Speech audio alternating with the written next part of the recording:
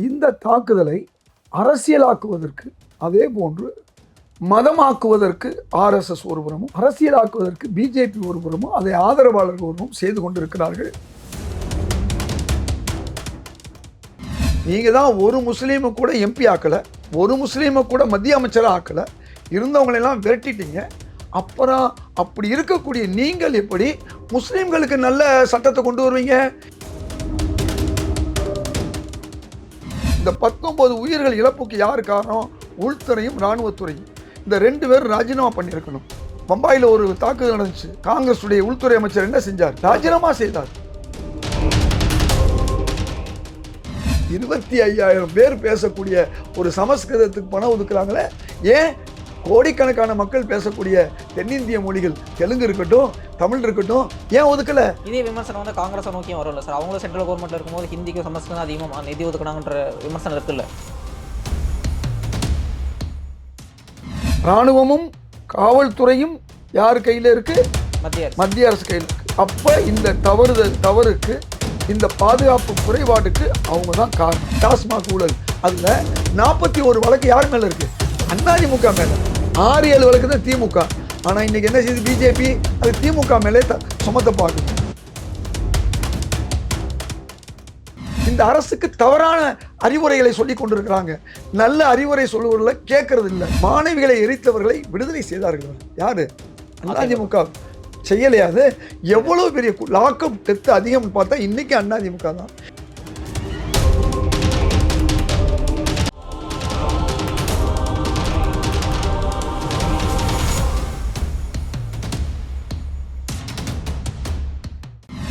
Yellow bench நேயர்களுக்கு வணக்கம். இன்னைக்கு நம்ம கூட தமிழ்நாடு காங்கிரஸ் மாநில துணைத் தலைவர் இதயத்துல்லா சார் இருக்காரு. அவர்கிட்ட கேட்க நிறைய கொஸ்டின்ஸ் இருக்கு, வாங்க கேட்போம். வணக்கம் சார். வாழ்த்துக்கள். எப்படி இருக்கீங்க சார்? நல்லா இருக்கேன் சார். இப்போ பகல்காமில் காஷ்மீரில் முக்கியமான ஒரு அட்டாக் நடந்திருக்கு. அதை நோக்கி வந்து அதை பொறுத்து வந்து சென்ட்ரல் கவர்மெண்ட் நிறைய ஸ்டெப்ஸ் எடுத்திருக்காங்க. இதில் எப்படி பார்க்குறீங்க? அதாவது இந்த தீவிர தாக்குதல் கோழைத்தனமானது, இந்திய இறையாண்மைக்கு எதிரானது. யாராக இருந்தாலும் அவர்கள் தண்டிக்கப்பட வேண்டியவர்கள், அதில் எந்த மாற்று கருத்தும் இல்லை. இந்த தாக்குதலை இன்று மட்டுமல்ல, இந்த பாஜக ஆட்சி வருகின்ற போதெல்லாம் 2000 கிபி 2000 இன்னைக்கிலிருந்து 25 ஆண்டுகளுக்கு முன்பு சட்டிசிக்புரா என்ற ஊரில் இதே மாதிரி சுற்றுலாவினரை தாக்குறது நடந்துச்சு. இந்த சுற்றுலாவினர்களை அதிகமாக தாக்குறது நடக்காதுங்க. காரணம், காஷ்மீர் மக்களுடைய வாழ்வாதாரம் சுற்றுலாவிலே இருக்கிறது. அதான் சரி. இப்போ வந்து நிறைய அவங்களுக்கு வந்து வாழ்வாதாரமே சுற்றுலா நோக்கி தான் இருக்குது. அப்படின்ற போது இங்கே சுற்றுலா பயணிகளை அவங்க தாக்குறதுக்கான நோக்கம் என்னவா இருக்குன்னு நினைக்கிறீங்க? நீங்கள் தவறாக பேசுகிறீங்க. அவங்க தாக்குனாங்கன்னு நான் சொன்னேன்னா, யாரோ வெளியிலேருந்து வந்து தாக்கியிருக்கலாம். காஷ்மீர் மக்கள் அப்படிப்பட்டவர்கள் அல்ல. நேற்று அங்கிருந்து வந்த அத்துணை சுற்றுலாவினரும் அந்த மக்கள் எங்களுக்கு மிகவும் உதவிகரமாக இருந்தார்கள் என்று சொன்னார்கள். ஆக அந்த மக்களை பொறுத்தவரை மதங்களை தாண்டி மனிதநேயம் உள்ளவர்களாக இருக்கிறார்கள் காஷ்மீர் மக்கள் என்று சொன்னார்கள். இந்த நிலையிலும் எங்களை காப்பாற்றினார்கள், அந்தந்த இடத்துல உதவினார்கள் என்றெல்லாம் சொன்னாங்க. அதனால் முதல்ல நாம் புரிந்து கொள்ள வேண்டியது, காஷ்மீர் மக்கள் ரொம்ப அந்த சுற்றுலாவினருக்கு ஆதரவாக இருந்திருக்கிறார்கள். தாக்குதல் தீவிரவாதிகள் யார் என்று என்னும் முடிவு செய்ய முடியாத ஒரு சூழலில் இருக்கிறோம். அப்போ இப்படிப்பட்ட ஒரு சூழலில் இருக்குது. அதனால் இந்த தாக்குதல் கண்டிக்கத்தக்கது என்பது அது மட்டுமல்ல. இன்றைக்கி அந்த மக்கள் கடையெடுப்பை நடத்தியிருக்காங்க. இது ஒரு பக்கம் இருக்கட்டும். இந்த தாக்குதலை அரசியலாக்குவதற்கு, அதே போன்று மதமாக்குவதற்கு ஆர்எஸ்எஸ் ஒருபுறமும், அரசியலாக்குவதற்கு பிஜேபி ஒருபுறமும், அதை ஆதரவாளர்கள் ஒருவரும் செய்து கொண்டிருக்கிறார்கள். ஒன்று நான் சொல்ல வந்த முழுசாக சொல்லிக்கிறேன். 2000 வாஜ்பாய் அவர்கள் பிஜேபி ஆட்சி இருக்கும்போது இது மட்டும் நடக்கலை, நாடாளுமன்ற தாக்குதலும் நடந்தது. ஆமாம்.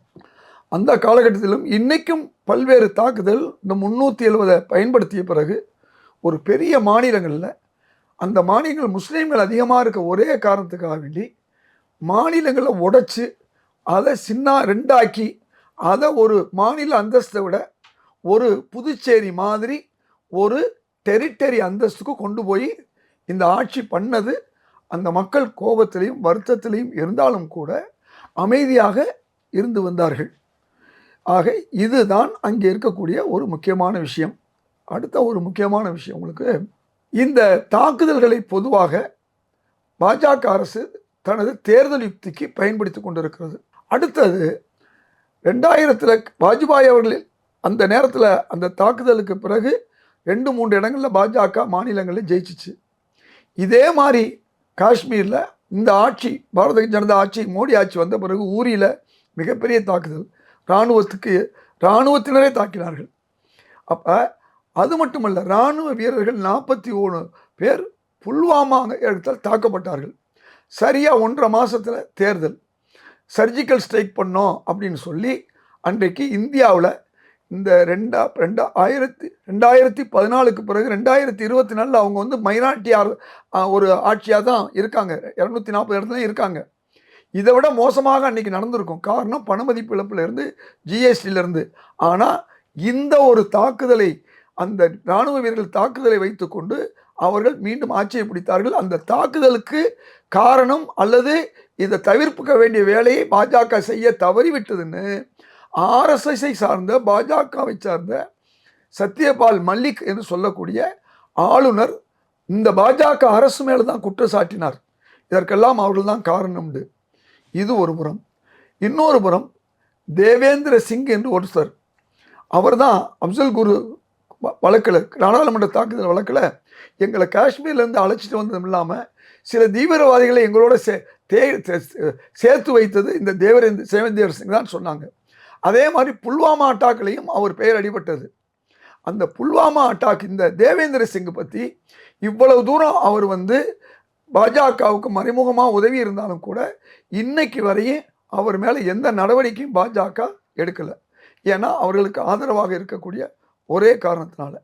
இதுதான் இன்றைக்கு காஷ்மீரில் வந்து ஆளுங்கட்சியாக இருக்கக்கூடிய, இன்றைக்கு இந்தியாவுடைய ஆளுங்கட்சியாக இருக்கக்கூடிய பாஜக வந்து இதை தனக்கு சாதகமாக பயன்படுத்துகிறது, அல்லது இந்த வரக்கூடிய பீகார் தேர்தலை இதற்கு பயன்படுத்த விரும்புகிறதோ என்ற ஒரு அச்சம் மக்கள் மத்தியிலே இருக்கிறது. ஏற்கனவே தேர்தலை குறியாக வைத்துக்கொண்டு தான் பல காரியங்களை பாஜக செய்திருக்கு. சரி, இப்போது காஷ்மீர் எடுத்துக்கிட்டால் நிறைய பீப்புள் வந்து டூரிஸ்ட்டாக போயிட்டு இருக்காங்க. அப்போ வந்து நம்மளோட உள்துறை அமைச்சர் என்ன கிளைம் பண்ணுறாருன்னா, 370 ஆர்டிகளை வந்து அப்ரகேட் பண்ண பின்னாடி தான் இங்கே வந்து அமைதி திரும்பி இருக்குது. அதனால தான் இங்கே மக்கள் அதிகமாக வராங்க. இங்கே மக்கள் வர்றது வந்து அவங்க டூரிஸ்ட் வந்து ஃப்ளரிஷ் ஆகிறது அவங்க போகிறதுக்கு முடியாமல் தான் டூரிஸ்ட் அட்டாக் பண்ணியிருக்காங்க அப்படின்னு சொல்கிறார். அப்போ வந்து நாங்கள் வந்து டெவலப்மெண்ட்டை கொண்டு வந்திருக்கோம் அப்படின்னு சொல்லிட்டு பிஜேபி பேசுகிறாங்கல்ல. டெவலப்மெண்ட்டை கொண்டு வந்திருந்தாங்க அப்படின்னு சொன்னால் இந்த அட்டாக் நடந்திருக்குமா? பாதுகாப்பு யார் கையில் இருக்குது? அந்த மாநில அரசுகிட்ட கூட இல்லை. இராணுவமும் காவல்துறையும் யார் கையில் இருக்குது? மத்திய அரசு கையில் இருக்குது. அப்போ இந்த தவறுக்கு, இந்த பாதுகாப்பு குறைபாடுக்கு அவங்க தான் காரணம். நம்பர் 1. 2வது, நீங்கள் கேட்ட கேள்வியில் டூரிஸ்ட்டு நாளுக்கு நாள் வளருவாங்க. 2000 உள்ள டூரிஸ்ட்டு 2010 கூடுவாங்க, 2020 அதிகமாக கூடுவாங்க. ஏன்னா மக்கள் தொகை அதிகமாக இருக்கிறதுனால. இது ஒரு காரணம் அல்ல. இன்னைக்கு அவங்க என்ன சொல்கிறாங்கன்னா, ஏற்கனவே இங்கே பிரச்சனை இருந்துச்சு, அந்த பிரச்சனைக்கு அப்புறம் நாங்கள் ஆர்டிகல்லாம் கொண்டு அப்ரகேட் பண்ண பின்னாடி இங்கே ஒரு அமைதி சூழல் நிலவுது. அதனால தான் அமைதி சூழல் நிலவுனா இவங்க எப்போ பண்ணாங்க? 2019 பண்ணாங்க. இப்போ என்ன வருஷம்? 5 ஆண்டு 6 ஆண்டு ஆச்சு இல்லையா? ஏன் பண்ணுறவங்க 2வது ஆண்டே முதல் ஆண்டே பண்ண முடியாதா? அதான் சார், இப்போ அவங்க என்ன சொல்கிறாங்கன்னா, இப்போ வந்து நாங்கள் டெவலப்மெண்ட் இன்ஃப்ராஸ்ட்ரக்சர்லாம் அதிகமாக கொண்டு வந்துட்டோம், இதை வச்சு பீப்புள் டெவலப் ஆயிடுவாங்க, இந்த டெவலப்மெண்ட்டை தடுக்கிறதுக்காக டெரரிஸ்ட் அட்டாக் பண்ணுறாங்க. 2014 19 வரையும் இவங்க டெவலப்மெண்ட்டே பண்ணலையா? அப்போ 19 அவங்க பண்ணுறாங்களா? கேள்வி என்னென்ன கேள்வி எழுதுன்னு பார்த்துக்குங்க. இவங்க சொல்கிறதெல்லாம் பொய். எல்லா காலகட்டங்களிலும் இந்த தாக்குதல் நடந்துக்கிட்டு தான் இருக்குது. சிறு சிறு அளவில் நடந்துக்கிட்டு தான் இருக்குது. இவர்கள் நாள்தோறும் சொல்லுவாங்க, நாங்கள் அந்த தீவிரவாதி அங்கே பிடிச்சோம், இந்த தீவிரவாதி இங்கே பிடிச்சோம்லாம் சொல்லுவாங்க. பிடிச்சிங்கல்ல, ஏன் ஒழுங்காக பிடிக்கல? நீங்கள் முறையாக பிடிச்சிருந்தீங்கன்னா, இந்த பாதுகாப்பு குறைபாடு உங்கள்கிட்ட இல்லாமல் இருந்திருந்தால் இந்த இவ்வளோ பெரிய அவலம், இவ்வளோ பெரிய 19 உயிர்களுடைய இழப்பு இல்லாமல் இருந்திருக்க முடியா? இந்த 19 உயிர்கள் இழப்புக்கு யார் காரணம்? உள்துறையும் இராணுவத்துறையும். இந்த 2 பேரும் ராஜினாமா பண்ணியிருக்கணும். பம்பாயில் ஒரு தாக்குதல் நடந்துச்சு, காங்கிரஸுடைய உள்துறை அமைச்சர் என்ன செஞ்சார்? ராஜினாமா செய்தார். பொறுப்பேற்று ராஜினாமா. சரி, லால் பகதூர் சாஸ்திரின்னு ஒரு தலைவர் இருந்தார், அவர் எங்கேயோ இருந்தார். அரியலூரில் ரயில் வந்து விபத்து ஏற்பட்டுச்சு, உடனே ராஜினாமா பண்ணார். அஸ்வின் குமார்னு ஒரு சட்ட அமைச்சர் ராஜினாமா பண்ணாரா இல்லையா? 13-14. ஏன்? கூட்டணி கட்சியாக இருந்த ராஜா பிரச்சனைன்னு சொன்ன பிறகு அது பிரச்சனை இல்லைன்னு பின்னால் ஆயிடுச்சு. ஆனா ராஜினாமா பண்ணாரா இல்லையா? பண்ணார். இதுதான் ஒரு காங்கிரஸ் அரசு தார்மீக பொறுப்பெடுத்து ராஜினாமா பண்ணா. இப்ப ரயில்வே பதவி ஆசையில இவர்கள் தொடர்ந்து ரயில்வேல இதுவரை இல்லாத அளவுக்கு மோசமான, நீங்க வளர்ச்சின்னு சொல்றீங்கல்ல, விபத்து வளர்ச்சி இவங்க காலத்தில் நடந்திருக்கு. ரயில்வேல அதிகமான விபத்துகள். என்னைக்காவது ரயில்வே அமைச்சர் ராஜினாமா பண்ணியிருக்காரா? இல்ல. பதவி வெறி, பதவி ஆசை, இது மாதிரி இன்னும் நடந்தா நல்லதுன்னு அவங்க நினைக்கிறாங்களே ஒழிய அவர்கள் நியாயமானவர்கள் அல்ல. பாஜக வந்த பிறகு இந்த 10.5 ஆண்டுகளாக என்ன நடந்திருக்கு? இந்துக்கள் வாக்கு, இந்துக்கள்னு சொன்னாங்க இல்லையா? 10.5 வருஷமா இந்துக்களுக்கு ஆதரவாக ஏதாவது ஒரு சட்டம் கொண்டு வந்தாங்களா? பெண்களுக்காக ஒரு சட்டம் கொண்டு வந்தாங்களே, நிற்கிதா அது? அந்த சட்டத்தை உண்மையாக கொண்டு வந்தாங்களே, இந்து பெண்கள் தானே 80 விழுக்காடு இருக்காங்க. இந்த 80 விழுக்காட்டில் 40 விழுக்காடு யார் இருக்கா? இந்து பெண்கள் தானே. அப்போ முஸ்லீம்களுக்கு எதிராக சட்டத்தை கொண்டு வர்றாங்க இந்த 10.5 வருஷமா. ஆனால் முஸ்லீம்களுக்கு ஆதரவுன்னு போய் சொல்கிறாங்க. நான் கேட்குற கேள்வி, நீங்கள் தான் ஒரு முஸ்லீமை கூட எம்பி ஆக்கலை, ஒரு முஸ்லீமை கூட மத்திய அமைச்சராக ஆக்கலை, இருந்தவங்களெல்லாம் விரட்டிட்டீங்க. அப்புறம் அப்படி இருக்கக்கூடிய நீங்கள் எப்படி முஸ்லீம்களுக்கு நல்ல சட்டத்தை கொண்டு வருவீங்க? ஏன் ஒட்டுமொத்த முஸ்லீம்கள் உங்களை எதுக்குறாங்க? அப்போ நீங்கள் செய்யக்கூடிய தவறு, நீங்கள் முஸ்லீம்களுக்கு எதிராக நடப்பது மட்டுமல்ல, இந்துக்களுக்கு ஆதரவாக ஒரு சட்டத்தையும் கொண்டு வரல. பெண்களுக்கு மட்டுமல்ல, கல்வி உதவித்தொகை கொடுக்கறத காங்கிரஸ் கொண்டு வந்து நிறுத்திட்டீங்க. காங்கிரஸ் கொண்டு வந்த விவசாயிகளுடைய நல்ல விஷயங்களை நீங்கள் நிறுத்திட்டீங்க. இவங்கெல்லாம் யாரு? தொழிலாளருடைய சட்டங்களை நீங்கள் மாற்றினீங்க. 300 பேர் இருந்தால் 200 பேர் இருந்தான்னு ஒரு சட்டம் இருந்துச்சு. நீங்கள் என்ன பண்ணீங்க? முதலாளிகளுக்கு ஆதரவாக மாற்றினீங்க. இப்போ 100% இந்துக்களுக்கு நீங்கள் எதிராக தொடர்ந்து இருக்குங்க. ஜிஎஸ்டியில் பாதிக்கப்பட்டது யாரு? இந்துக்கள் தானே 80 விழுக்காடு. நான் கேட்குறேன், பணமதிப்பு இழப்புல 300 பேர் இறந்தாங்க. 300 பேரில் முஸ்லீம் இருந்தாங்களா, கிறிஸ்தவர்கள் இருந்தாங்களா? இறந்தது பெரும்பாலும் இந்துக்கள் தான். அப்போ இந்து விரோத ஒரு ஆட்சியை வச்சுக்கிட்டு நாங்கள் இந்துக்களுக்கு ஆட்சி பண்ணுறோம்னு சொல்லிட்டு அந்த இந்துக்களுடைய வாக்குகளை வாங்குறதுக்கு நீங்கள் என்ன பண்ணுறீங்க? முஸ்லீம்களுக்கு விரோதமாக சட்டத்தை நீங்கள் கொண்டு வர்றீங்க. இப்போ மட்டுமல்ல, காஷ்மீரை வளர்ச்சி பண்ணுறோம்னு சொல்லி காஷ்மீருடைய இயல்பான வளர்ச்சி, அந்த வளர்ச்சி ஆனால் தொடர்ந்து அங்கே தவறு நடந்து கொண்டு இருக்கிறது.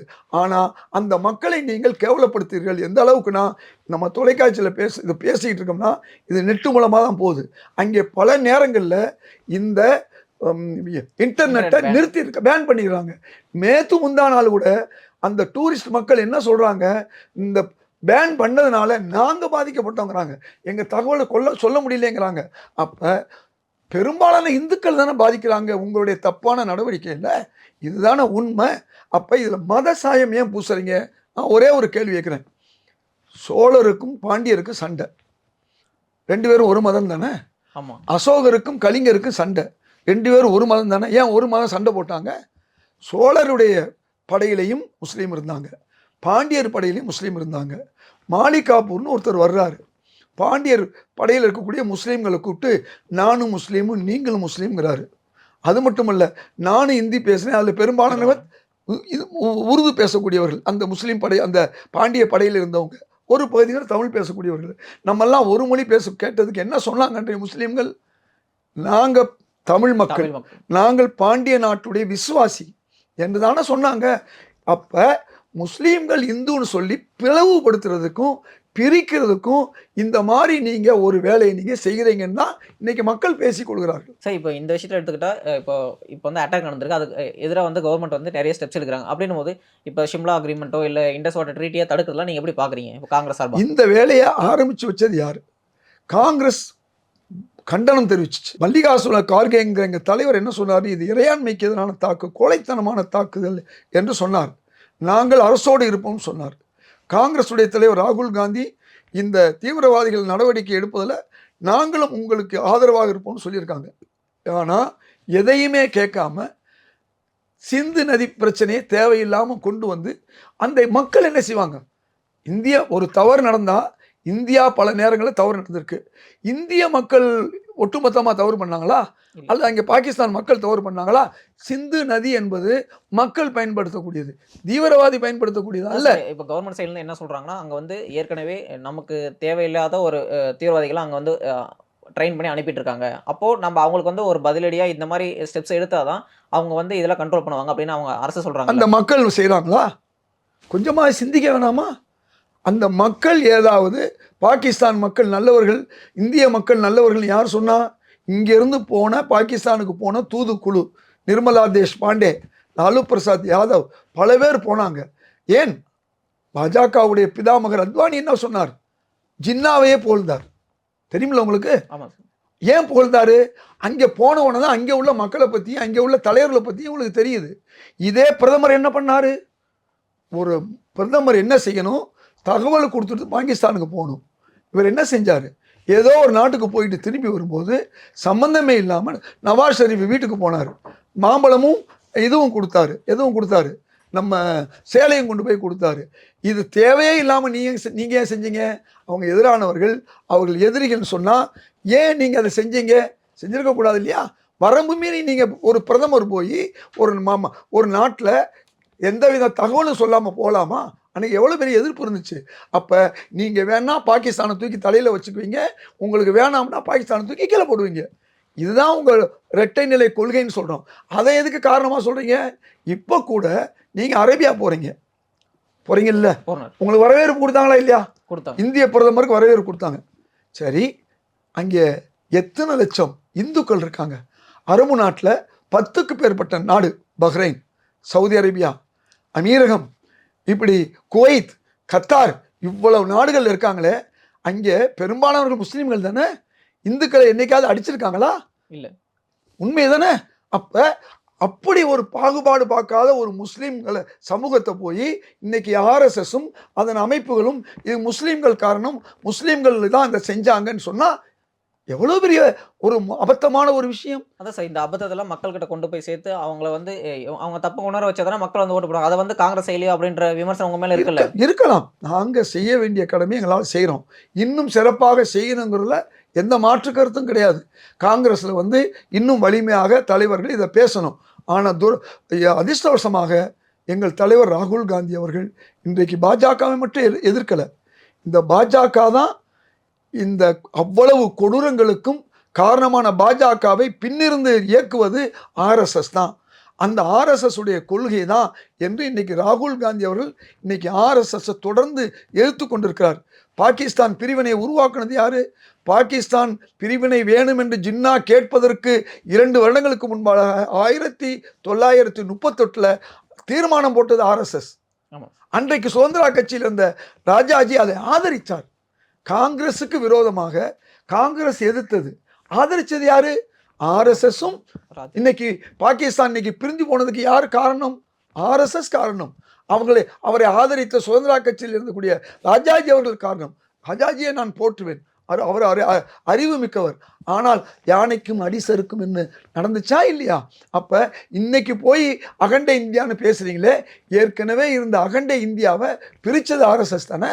உங்கள் என்ன நினைச்சீங்க? நீங்கள் இந்து மக்கள்ங்கிற பேரை சொல்லி பிறகு இந்து மக்களில் உயர் சாதியுடைய ஆட்சியை இங்கே கொண்டு வரணும்னு சொல்லி தான் நீங்கள் நினைச்சீங்க. இன்றைக்கும் நாளைக்கு என்ன நடக்கும்? நேபாளத்தில் அரசர் ஆட்சி போய் மக்களாட்சி வந்துச்சு, மீண்டும் அரசர் ஆட்சி வந்தது. அது அந்த மாதிரி ஒரு ஆட்சியை இங்கே ஆர்எஸ்எஸ் தலைமையில் அமைக்கிறதுக்கான ஒரு வேலையை தான் இன்னைக்கு பிரதமர் அவர்களும் திரு அமித்ஷா அவர்களும் செய்து கொண்டிருக்கிறார்கள். இதுதான் உண்மை. எப்படி இந்திய வளர்ப்போம் என்ற பேரில் சமஸ்கிருதத்தை வளர்த்து கொண்டிருக்கிறார்களோ, இந்திக்கு பணம் அதிகம் ஒதுக்கலை, சமஸ்கிருதத்துக்கு அதிக பணம் ஒதுக்குறாங்க. 25,000 பேர் பேசக்கூடிய ஒரு சமஸ்கிருதத்துக்கு பணம் ஒதுக்குறாங்களே. ஏன்? கோடிக்கணக்கான மக்கள் பேசக்கூடிய தென்னிந்திய மொழிகள், தெலுங்கு இருக்கட்டும், தமிழ் இருக்கட்டும், ஏன் ஒதுக்கல? இதே விமர்சனம் வந்து காங்கிரஸை நோக்கியும் வரும்ல சார். அவங்களும் சென்ட்ரல் கவர்மெண்ட்ல இருக்கும்போது ஹிந்திக்கும் சமஸ்கிருதம் அதிகமாக நிதி ஒதுக்குனாங்கன்ற விமர்சனம் இருக்குல்ல? வித்தியாசம் இருக்குல்ல? இந்த 10 ஆண்டுகளில் அவங்க ஒதுக்குனது பல்லாயிரம் கோடி, தமிழுக்கு ஒதுக்குறது 100 கோடி கூட இல்லையா? காங்கிரஸ் அப்படி செய்யலை இல்லையா? எல்லா மாநிலங்களையும் செஞ்சாங்க. சமஸ்கிருதத்துக்கு அவங்க ஒதுக்குனாங்களா? ஒதுக்கலையே. இப்போ சமஸ்கிருதத்தை ஏன் தூக்கி பிடிக்கிறீங்க? சமஸ்கிருதத்தை தூக்கி பிடிக்கிறதுக்கு காரணம் என்ன? ஆர்எஸ்எஸ் உடைய கோல்வால்கர் சொன்னது தான் செய்கிறாங்க. கோல்வால்கர் என்ன சொன்னார்? நாம் ஆட்சியை பிடிச்சா முதலாளிகளுக்கு தான் நம்ம ஆதரவாக இருக்கணும், முதலாளிகளுக்கு எல்லா சொத்தையும் கொடுக்கணும்னு சொன்னார். அதைத்தான் இன்று இருக்கக்கூடிய பிரதமர் அவர்களும் இந்த அமைச்சர்களும் செய்து கொண்டிருக்கிறார்கள். இந்து மக்கள், ஏழை மக்களுக்கு எதிராக இந்து மக்களுடைய சொத்தை கொடுக்கிறார்கள். ஒரே ஒரு உதாரணம், இன்றைக்கி மின்சாரத்தை நீங்கள் 3 மடங்கு கட்டுறீங்க. 5 ரூபா விலை உள்ள மின்சாரத்தை 3,000 ரூபாய்க்கு வாங்கி 5 ரூபாய்க்கு விற்க வேண்டிய மின்சாரத்தை 15 ரூபா வரை இன்றைக்கி மக்கள்கிட்ட போய் சேர்ந்துருக்கு. என்ன காரணம்? அதானிங்கிறவர் நிலக்கரியை 100 ரூபாய்க்கு வாங்கி நம்ம ஊரில் 300 ரூபாய்க்கு விற்கிறதுக்கு நீங்கள் ஆதரவு கொடுக்குறீங்க. அவர் நிலக்கரியை நீங்கள் வாங்கணும், ஒவ்வொரு மாநிலம் வாங்கணும்னு சொல்லி பாஜக சொல்லுது. இப்போ ஒவ்வொரு இந்து மக்களும் இன்னைக்கு எலக்ட்ரிசிட்டி பில்லு கட்டும்போது 3 மடங்கு கட்டுவதற்கு யார் காரணம்? இந்த ஆட்சி காரணம். ஏன்னா முதலாளிகளுக்கு ஆட்சி. அதே மாதிரி சோலார் மின்சாரம் உங்களுக்கு தெரியும், 2 ரூபா 2.5 ரூபாய்க்கு விற்க வேண்டிய சோலாரை 10 ரூபாய்க்கு மேலே இதே தமிழ்நாட்டுக்கு 10 ரூபாய்க்கு விற்க வச்சது யாரு? முந்தைய அதிமுக அரசு. அதுக்கு பின்னால் இருந்தது யாரு? இதே பாஜக அரசு. அப்ப எல்லா ஏர்போர்ட்டுகளையும் நம்ம செலவுல கஷ்டப்பட்டு கட்டுறோம். இப்போ கூட ஏக்கர் கணக்கில் இடத்த வாங்கி புதிதாக ஒரு ஏர்போர்ட்டு நம்ம சென்னையில் வருதுன்னு சொன்னா அந்த ஏர்போர்ட்டை நாளை யார்கிட்ட கொடுக்க போறீங்க? அதானிக்கு கொடுக்க போறீங்க. இந்தியாவுடைய மக்களுடைய சொத்து உழைப்பை எல்லாம் ஏர்போர்ட்டாகவும் சீபோர்ட்டாகவும் கட்டிய பிறகு அவையெல்லாம் இன்னைக்கு அதானிக்கு போகுது. பேருக்கு ஒன்றோ ரெண்டோ கொடுக்கலாம். ஆனால் 10க்கும் மேற்பட்ட ஏர்போர்ட்டுகளையும் சீபோர்ட்டுகளையும் கொண்டு போய் கொடுத்தீங்கன்னா இப்போ இந்திய மக்களுக்கு எப்படி வேலை கிடைக்கும்? தனியார் மயமாச்சுன்னா எப்படி வேலை கிடைக்கும்? அரசு மயமாச்சுன்னா அங்கே தாழ்த்தப்பட்டவங்களுக்கு வேலை கிடைக்கும், பிற்படுத்தப்பட்டவர்களுக்கு வேலை கிடைக்கும். இப்போ எல்லாருக்கும் வேலை கிடைக்கும். இப்போ என்ன கிடைக்குது? உயர் சாதிக்கு மட்டும்தான் பெரிய பெரிய கம்பெனிகளை கிடைக்குது. இன்னைக்கு எங்கள் தலைவர் ராகுல் காந்தி தெளிவாக சொன்னார், 93 செயலாளர்கள் மத்திய அமைச்சர்ல பிரதமருடைய அலுவலகத்தில் 93 பேரில் 3 பேர் தான் இந்து. 90 பேர் இந்து என்று சொல்லக்கூடிய உயர் சாதியை சார்ந்தவர்கள் RSS வகுப்பினர். தெளிவாக சொன்னாரா இல்லையா? பாராளுமன்றத்திலே சொன்னாரா இல்லையா? அப்ப இந்து மக்களுடைய ஓட்டை வாங்கிட்டு இந்துக்களுக்கு விரோதமாக இருக்கக்கூடிய இந்த உண்மையை பெரும்பாலான இந்துக்கள் புரிந்திருக்கிறார்கள். காரணம், உங்களுக்கு 39 விழுக்காடு ஓட்டு விழுகுது. அதில் 9% ஓட்டு வந்து கூட்டணி கட்சி. மீதி 30%ல நீங்க ஒரு 10% ஓட்டு உங்களுக்கு தேர்தல் கமிஷனை தான் கையில் வைத்து கொண்டு தேர்தல் நேரத்தை மாற்றுவதில் இருந்து உங்களுக்கு வசதியான நேரத்தில் உருவாக்குவதிலிருந்து ஒரு கட்ட தேர்தல் நடத்துவதை 7 கட்ட தேர்தலாகவும் 7 கட்ட தேர்தலை ஒரு கட்ட தேர்தலாகவும் உங்கள் வசதிக்கு நடத்துறது மட்டுமல்ல, ஓட்டிங் மிஷினில் தப்பு பண்ணுறேங்கிற சொல்ற அளவுக்கு ஒரு சூழல் வந்திருக்குன்னா என்ன அர்த்தம்? ஹரியானாவில் காங்கிரஸ் வென்று கொண்டே வருது, 11 மணிக்கு மேலே காட்சி மாறுது. மகாராஷ்டிராவில் சரிக்கு சமமாக இருக்கும்போது 11 மணி 12 மணிக்கு மேலே காட்சி மாறுது. என்ன நடக்குது என்று இன்னைக்கு மக்கள் சந்தேகப்படுவாங்களா இல்லையா? அப்போ பார்லிமெண்ட் எலெக்ஷன்ஸ்ல வந்து இப்போ வந்து ஏற்கனவே சிம்பிள் மெஜாரிட்டியில் அதிகமாக இருந்த பிஜேபியோட சீட்ஸ் குறைஞ்சதுக்கும் அந்த ஓட்டிங் மிஷின் தான் காரணம். அப்போ நம்பர் ஆஃப் சீட்ஸ் வந்து காங்கிரஸ்க்கு இன்க்ரீஸ் ஆயிருக்கு. நான் சொல்றது 100 வர வேண்டியது 240 வந்திருக்காங்கன்னு சொல்றேன். 100லிருந்து 140 வர வேண்டிய பாஜக 240 வந்ததுக்கு காரணம் ஓட்டிங் மிஷின். நான் சொல்ல வர்றேன், அவங்க சொன்னது 300லிருந்து 400ன்னு சொன்னாங்க. அப்ப இந்த தப்பு தான். உங்களுக்கு தெரியும், கடந்த உத்தரப்பிரதேச தேர்தலில் எல்லா தேர்தலுடைய இதுலையும் தொகுதியில் பூரா ஒரே நம்பர் வருது. வந்துச்சா இல்லையா? ஏன்? ஆனா எலெக்ஷன் கமிஷன் சொல்றாங்க இதை வந்து ப்ரூவ் பண்ணுங்க அப்படின்னு. எலெக்ஷன் கமிஷன் தான் இவங்க ஒரே நாள்ல தனக்கு வேண்டிய ஒரு ஆளா ரிசைன் பண்ண வச்சு மறுநாள் அவரை அப்ளிகேஷன் போட வச்சு 3ஆவது நாள் அவரை தேர்தல் கமிஷனா செலக்ட் பண்ணது யாரு? உங்களுக்கு வேண்டிய ஆளை நீங்க தானே செலக்ட் பண்ணீங்க. அதுக்கு முன்ன இந்த மாதிரி நடந்திருக்குதா? இதுக்கு முன்ன தேர்தல் கமிஷனர் எப்படி தேர்ந்தெடுக்கப்படுவார்கள்? ஒரு நீதிபதி, ஒரு எதிர்கட்சி தலைவர், ஒரு பிரதமர், 3 பேர் தான் தேர்ந்தெடுப்பாங்க. இப்ப யார் தேர்ந்தெடுக்கிறா? அமைச்சர். அவங்க 2 பேர் மெஜாரிட்டியில், 2 பேர் மெஜாரிட்டி இல்லையா? அப்ப தேர்தல் கமிஷனை வைத்துக்கொண்டு இப்ப ஒட்டுமொத்த கணக்கு போட்டு பார்த்தா இந்து மக்கள் ஒரு 20% தான் உங்களுக்கு ஓட்டு போடுறாங்க. மீதி நீங்க வேறு வகையில நீங்க வந்துகிட்டு இருக்கீங்க. ஆனா மேலும் இந்து மக்களுடைய வாக்குகளை வாங்குறதுக்கு நாங்கள் முஸ்லீம் விரோதமாக முத்தலாக்கு எதிராக இருக்கிறோம், அவங்களுக்கு எதிராக சிஏயை கொண்டு வர்றோம், அவங்களுக்கு எதிராக 370 கொண்டு வர்றோம், அவங்களுக்கு எதிராக பொது சிவில் சட்டத்தை கொண்டு வர்றோம், இந்த பாருங்க அவங்களுக்கு எதிராக வந்து நாங்கள் இன்றைக்கு வக்ஃபு சட்டத்தை திருத்துறோம், அப்போ முஸ்லீம்களுக்கு விரோதமாக நாங்கள் இருக்கிறதுனால இந்துக்களே ஓட்டு போடுங்கன்னு சொல்லி நீங்கள் சொன்னால் இந்துக்கள் நம்பி விடுவார்களா? நீங்கள் 240 சீட்டுக்கு இறங்கினதுக்கு என்ன காரணம்? அதே இந்து மக்கள் இந்த 10 வருஷம் அவங்கள ஆதரிச்சிருந்தா, அதைத்தான் நான் முன்னாலே சொன்னேன். 2019 தோற்க வேண்டிய பாஜக ஓட்டிங் மிஷினை வைத்துக்கொண்டு தேர்தல் கமிஷனை கையில் வைத்துக்கொண்டு அதே நேரத்தில் புல்வாமாங்கிற இதே மாதிரி ஒரு காஷ்மீரில் நடந்த நம்முடைய 41 இராணுவ வீரர்களை அநியாயமாக இழப்புக்கு காரணமாக இருந்துவிட்டு அதையே வந்து தனக்கு சாதகமாக வைத்துக்கொண்டு ஆட்சியை பிடித்தார்கள் அல்லவா? இல்லைன்னா 2019 ஆட்சி இழந்திருப்பாங்க. இந்த 240 கூட வந்திருக்காது. இப்படி இதுதான் உண்மையான இன்னைக்கு இந்தியாவுடைய நிலைமையை ஒழிய இதைத்தான் எங்கள் தலைவர் ராகுல் காந்தி அவர்களும் திரு மல்லிகார்ஜுன கார்கே அவர்களும் தொடர்ந்து சொல்லி கொண்டு வருகிறார்கள்.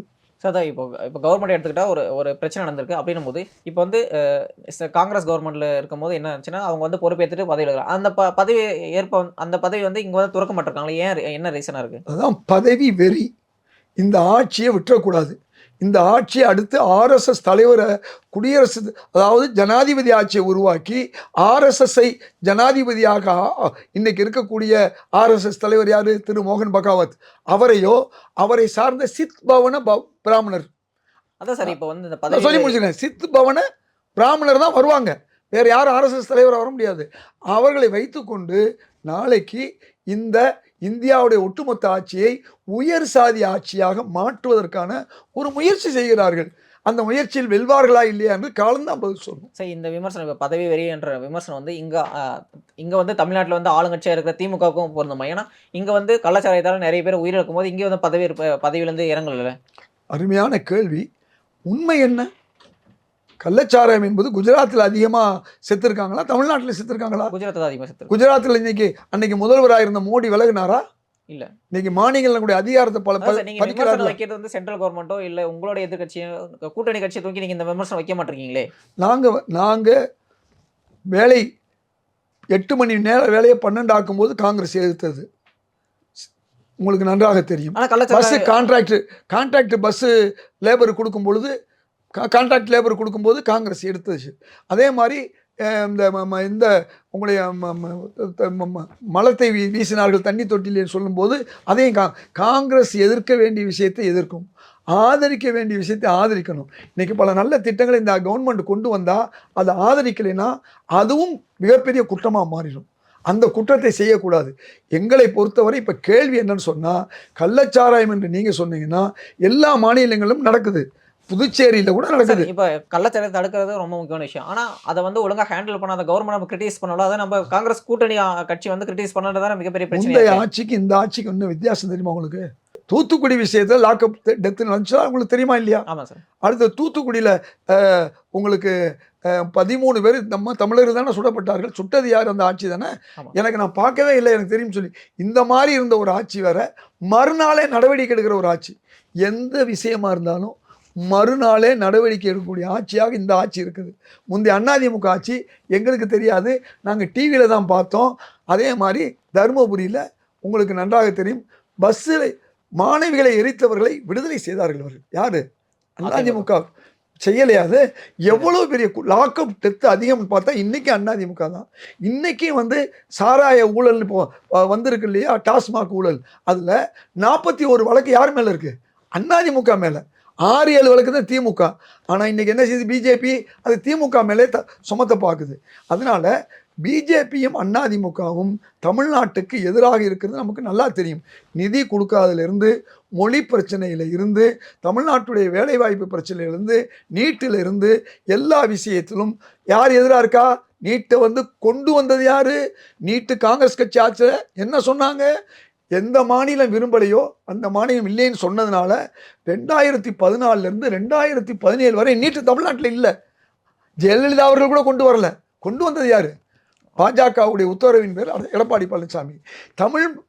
தமிழ்நாட்டில் வேலை வாய்ப்பு தமிழருக்கு கிடைக்கும் போது வட மாநிலத்தவருக்கு கொடுக்கலான்னு 15% சட்டம் போட்டது யாரு? பாஜக சொல்லி எடப்பாடியார் போட்டாரா இல்லையா? கொஞ்சம் யோசிச்சு பார்க்கணும். அப்போ தமிழ் விரோத ஆட்சியை பாஜக ஆதரிக்குதுன்னு சொன்னால் இது தமிழர் விரோத ஆட்சி. அதனால காங்கிரஸ் கட்சி, திமுக பரவாயில்லை, உடனுக்குடன் நடவடிக்கை எடுக்கிறாங்க. அப்படிங்கிறதுனால நாங்கள் ஆதரிக்கிறோம். அது மட்டுமல்ல, இன்றைக்கு தலித் மக்களுடைய கல்வி உதவித்தொகையை இந்த அரசு நிறுத்தி இருக்கு, எந்த அரசு. அது மட்டும் இல்லாமல் தமிழ் மக்களுடைய பல்வேறு கல்வி உதவிகளை இந்த அரசு நிறுத்தி இருக்கு. அதே மாதிரி கிட்டத்தட்ட 30-40 கோடி புயல் வெள்ளம் கேட்டோம், ஒரு 100-200 கோடியை கொடுத்துருக்காங்க. இன்னைக்கு மெட்ரோ திட்டத்தில் 13,000 கோடியை இந்த அரசு கொடுத்துச்சு, கொடுக்க வேண்டிய அரசு. அது நேற்று வரையும் கூட மெட்ரோவில் பணம் கொடுக்காம ஏமாற்றிக்கிட்டு இருக்கு, தமிழ்நாட்டுடைய வளர்ச்சியை நிறுத்துது. தமிழ்நாட்டில் பணம் 1 ரூபா வாங்கினா நமக்கு வெறும் 29 ரூபா தான் நமக்கு கிடைக்குதுன்னு தெளிவாக சொல்லியிருக்காங்க. அப்போ இவ்வளவு ஒரு மாநில அரசுக்கு விரோதமாக, ஒரு ஒன்றிய அரசு தமிழர்களுக்கு விரோதமாக, தமிழ்நாட்டுக்கு விரோதமாக, தமிழ் மக்களுக்கு விரோதமாக இருக்கக்கூடிய ஒரு அரசு பாஜக அரசு. அந்த அரசுக்கு துணை போகக்கூடிய ஒரு கட்சி அதிமுக கட்சி. அதனால நாங்கள் எதுக்குறோம். அப்போ நல்லது செய்கிறவர்களை ஆதரிக்கும். சரி, இப்போ திமுக அரசு மேல நிறைய பாராட்டுகள் சொல்றீங்க. அப்படின்னும் போது திமுக அரசு வந்து ஒரு முக்கியமான கேஸ்ல வந்து தாக்கல் செய்றாங்க. அது என்னன்னா, இப்போ வந்து கோவையில ஒரு குண்டு வெடிப்பு நடக்குது. அதுக்கு வந்து ஒரு யார் யாரெல்லாம் குற்றச்சாட்டு பண்றாங்களோ அவன் ஜெயில்லேருந்து விடுதலை பண்ணணும் அப்படின்ற. அப்ப அவங்க வந்து நீதிமன்றத்தில வந்து தாக்கல் செய்யும்போது, இவங்களுக்கெல்லாம் விடுதலை குடுக்க முடியாது அப்படின்னு சொல்லிட்டு ஒரு முக்கியமான ஒரு ஸ்டெப் எடுத்து வைக்கிறாங்களா? அப்போ அவங்க வந்து எல்லாருக்குமான ஆட்சிய அவங்க எப்படி கிளைம் பண்ண முடியும்? நீங்க திமுக அரசை நான் பாராட்டல. ஆனா அதிமுக அரசை விட சிறப்பா செய்யுதுங்கிறது தான் மக்கள் நம்புறாங்க. அதிமுக அரசுக்கு ஆன்டி இன்கம்பன்சி இருந்துச்சு. இந்த ஆட்சிக்கு அது அவ்வளவு அதிகமா இல்ல. அது மட்டுமல்ல, இப்ப நீங்க கேட்டீங்க, கோவை குண்டு வெடிப்பு 2 சாராரும் தவறு செய்தார்கள். இந்துத்துவா அமைப்பு அவங்க பூரா வெளியாயிட்டாங்க. எப்போ 30 ஆண்டுகளாக சிறைவாசிகளாக இருந்தவர்களை விடுவிக்க வேண்டும் என்று இதே அரசுக்கு எதிராக நான் தான் போராட்டம் பண்ணேன். அதான் சார். என் தலைமையில் தான் போராட்டம் நடந்துச்சு. கலெக்டர் ஆஃபீஸ்க்கு முன்னால சர்வ கட்சிகளும் வந்தாங்க. விடுதலை சிறுத்தைகள் வந்தாங்க, மதிமுக வந்தாங்க, எல்லா கட்சிகளும் அன்னைக்கு வந்தாங்க. அதுக்கு பிறகு இவர்கள் விடுதலை செய்தார்கள். இப்போவும் நான் சொல்றேன், நான் காங்கிரஸ்காரனாக இருந்தாலும் இந்த அரசு செய்யக்கூடிய தவறுகளை நீங்க கேட்டீங்க இல்லையா, நாங்க கூட்டணியாக இருந்தாலும் கூட கண்டிச்சுக்கிறேன். 37 வயசு தான் தமிழ்நாட்டில் ஓபிசி பரீட்சை எழுத முடியும். என்ன பரீட்சை? குரூப் 1 தேர்வு. வட மாநிலங்களில் எல்லா மாநிலங்கள்லையும் 47லேருந்து 49 இருக்கு. இந்த அரசுக்கு எதிராக நான் தொடர்ந்து போராட்டம் பண்ணிக்கிட்டு இருக்கேன். ஏன் பண்ணிக்கிட்டு இருக்கேன்? சாதாரண ஓபிசி மாணவர்கள் சமூக நீதியை பாதிக்கப்படும் கேட்டுக்கிட்டு இருக்கேன். நீட் முந்தைய அரசு அதிமுக அரசு 7 விழுக்காடு கொடுத்துச்சு நீட் விலக்கு. இந்த அரசு வந்து 4 ஆண்டுகள் ஆயிடுச்சு. அந்த 2.5% கொடுக்கலாம்னு ஆணையம் சொல்லியிருக்கு. இந்த அரசு கொடுக்காதனால 600 கிராமப்புற ஏழை மாணவர்கள், அரசு பள்ளி மாணவர்கள் பாதிக்கப்பட்டிருக்காங்க. அரசு உதவி பெறும் பள்ளிக்கு எப்படி உங்க உணவு திட்டத்தை நடத்தினாங்களோ அதை நம்ம பாராட்டுறோம். அது மாதிரி இந்த 2.5 விழுக்காடை கொடுத்துருந்தா 600 ஏழை மாணவர்களுக்கு எம்பிபிஎஸ் கிடைச்சிருக்கும். அதே அளவு இன்ஜினியரிங் மாணவர்களுக்கு கிடைச்சிருக்கும். இதை நான் கேட்குறேன், இல்லைன்னு சொல்ல. சொத்து வரி, நான் ஒவ்வொரு அமைச்சரையும் போய் சந்திக்கிறேன். சொத்து வரிக்காக சமீபத்தில் அமைச்சர் நேரு அவர்களை சந்தித்தேன். எதுக்கு சந்தித்தேன்? நீங்கள் 50 விழுக்காடு ஏற்றணும்னு சொன்னால் அதிகாரிகள் 100 விழுக்காடு ஏற்றிருக்காங்க. 100 விழுக்காடு ஏற்றணும்னா 200 விழுக்காடு ஏற்றிருக்காங்க. அப்போ அதிகாரிகள் இந்த தவறு செய்ததன் காரணமாக உங்களுக்கு எதிரான ஒரு சூழல் இன்னைக்கு தமிழ்நாட்டில் இருக்கு. வீடு வைத்திருப்பவர்கள் மட்டுமல்ல, வாடகைக்கு குடியிருப்பவர்களும் பாதிக்கப்படுகிறார்கள். முந்தைய அரசு இது போன்ற நிலையிலே அந்த வரியை குறைத்தது. மேன்ஷன் தெரியும் உங்களுக்கு. அந்த மேன்ஷன்ல யார் தங்குறா? வெளியூர்ல இருந்து வரக்கூடிய தங்குறாங்க. வேலை வாய்ப்பு தேடி வரக்கூடிய ஏழைகள் தங்குறாங்க. அவர்களுக்கு முந்தைய அரசு ஒரு வரியை போட்டாங்க, 2 மடங்கு வரி போட்டாங்க. அதை போய் சொன்ன உடனே அந்த வரியை நீக்கினது மட்டும் இல்லாம கட்டுன வரியை திரும்பி கொடுத்தாங்க அதிமுக அரசு. பாராட்டுறேன். அந்த வேலையை செய்யாம இந்த அரசு இன்னைக்கு என்ன செய்யுது? உங்களுக்கு வரியை 3 மடங்கு 4 மடங்கு போடுது. கண்டிக்கிறோம், தவறுகளை கண்டிக்கிறோம். ஏன் கண்டிக்கிறோம்? இந்த ஆட்சி தொடரணும். திமுக ஆட்சி அதிமுக ஆட்சியோட சிறந்த ஆட்சி. இந்த சிறு சிறு தவறுகளை எல்லாம் களைந்து விட்டால் அவர்களுக்கு மீண்டும் நல்ல வாக்கு கிடைக்கும். பாராளுமன்ற தேர்தலை விட ஒவ்வொரு பார்லிமெண்டிலும் சென்னையில் மட்டும் ஒவ்வொரு லட்சம் வாக்குகளை திமுக இழந்திருக்கிறது. அப்போ இழந்ததுக்கு காரணம் இங்கே மக்கள் அவங்களுக்கு இருக்காங்க. அதை தடுக்கணும்னு சொன்னால் குறைஞ்சபட்சம் நீங்கள் முந்தைய அரசு மாதிரி சலுகை கொடுக்கலாம். அல்லது இந்த ஏற்றிய வரியில் வந்து அநியாயமாக 50 விழுக்காடு ஏற்றினா ஏற்றுக்குங்க. கர்நாடகத்தில் ஏற்றுறாங்க, 25னா 25 தான் ஏற்றுறாங்க, 50னா 50 தான் ஏற்றுறாங்க. இங்கே என்ன நடக்குது? 25 50 ஆகும், 50 100 ஆகும். அதிகாரிகள் ஆக்கி 2 மடங்கு வரியை இன்னைக்கு கார்பரேஷனுக்கு கொடுத்ததுனால அவங்க பெரிய சாலையை பூரா பாதி சாலையாக்கி பிளாட்பாரத்தை அதிகப்படுத்தி இன்னைக்கு வாகன போக்குவரத்துக்கு போக முடியாத ஒரு சூழலை உருவாக்கியிருக்காங்க. அது எப்போ மக்கள் கோபம் எப்போ தெரியும்? தேர்தல் தெரியும். நீங்கள் பார்த்தீங்கன்னா கலைஞர் வாழக்கூடிய கோபாலபுரத்தில் என்னன்னு சொன்னால் இருக்கிற சாலை குறைவு, வாகனங்கள் அதிகம். இன்னைக்கு பிளாட்பாரத்தை அதிகப்படுத்துறேன்னு புதிய ஒரு செலவை உருவாக்கி அந்த பிளாட்பாரம் ஒன்று இருந்த பாதை பாதி ஆனதுனால என்ன நடக்குது தெரியுமா? வாகனங்கள் போக முடியல.